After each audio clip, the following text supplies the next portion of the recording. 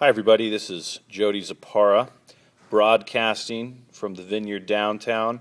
I'll talk a little bit about how we set up for sound check for a band here in Sacramento.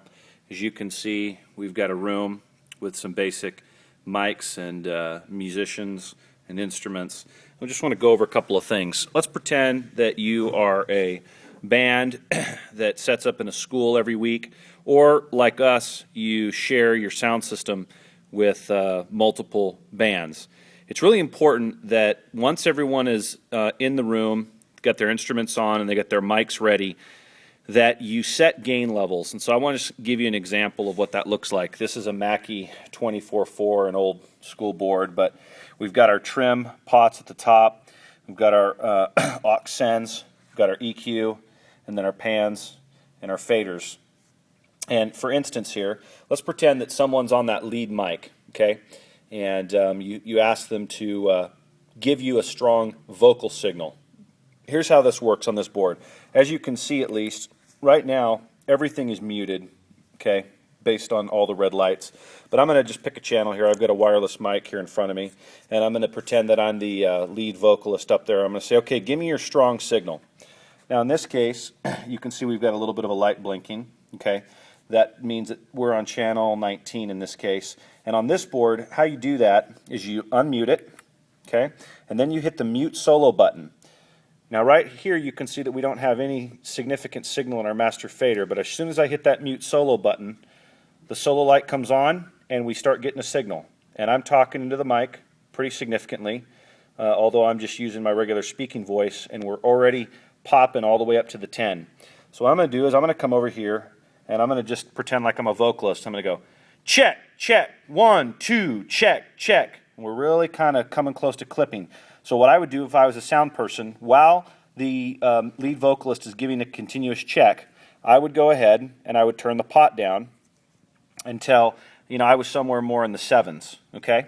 And that, in basic form, is how you set gains. When you're done with that channel, you go ahead and turn the solo button off, and you're good to go. And you can see I don't even have the fader up, so nothing would be coming through the mains at this point. I prefer to set my master gain levels with the mains down, and if even possible with the monitors down, so that nobody blows up.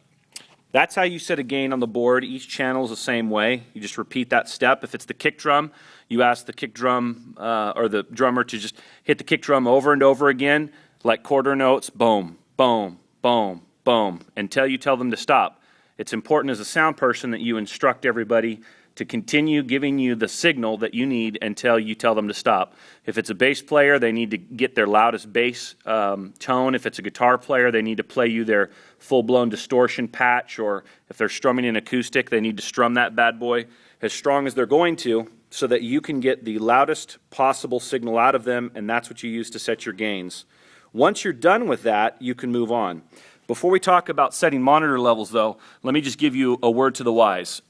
In downtown Sacramento, the way we choose to do it, and the way I would suggest you consider doing it, is you always start with the main either rhythm instrument and lead vocalist, or the main lead vocalist if they don't play rhythm instrument, and then the main rhythm instrument. Here in Sacramento, we have usually someone playing guitar and singing that's leading the band, or someone playing keys and singing that's leading the band. We also have 4 monitor sets. So as you can see here on the board, we use these top 4 auxes, aux 1, 2, 3, and 4.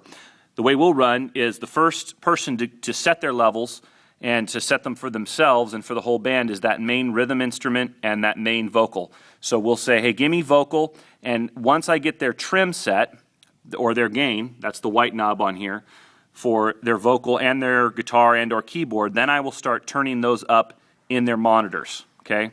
Oftentimes, if you're setting it from the ground up, you'll take these master aux sends over here, the 1, 2, 3, 4, 5, 6, and you'll put them at about noon, and you'll start from there. We use in-ears here, but this would be the same principle for wedges on the floor. And you start turning up the lead vocal and lead rhythm instrument in their monitor, whether that's monitor 1 or 2, whatever, to where it's comfortable for them. Once it's comfortable for them, then you do what's called the round, and you turn up those same channels for the vocalist, let's say. Then that same channel for the drummer and the bass player, the same channel for any other monitors you've got. So everybody is getting the main rhythm and the main vocal signal in their monitors. Once you're done with that, it's oftentimes helpful to go to some of the other main instruments. So you might want to go to the keyboard next if you're doing that for the guitar player. And you get the keyboard going, and you ask them to set their master gain. You start with that, and then you can turn them up in the monitors.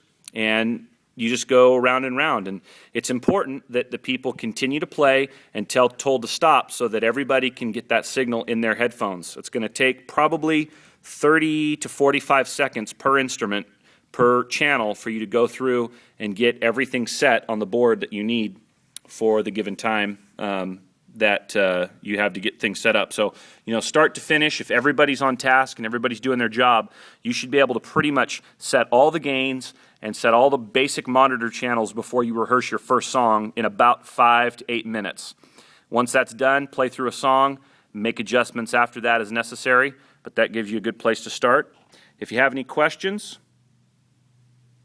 then you can get a hold of me at info@natomasvineyard.com. info@natomasvineyard.com. See ya.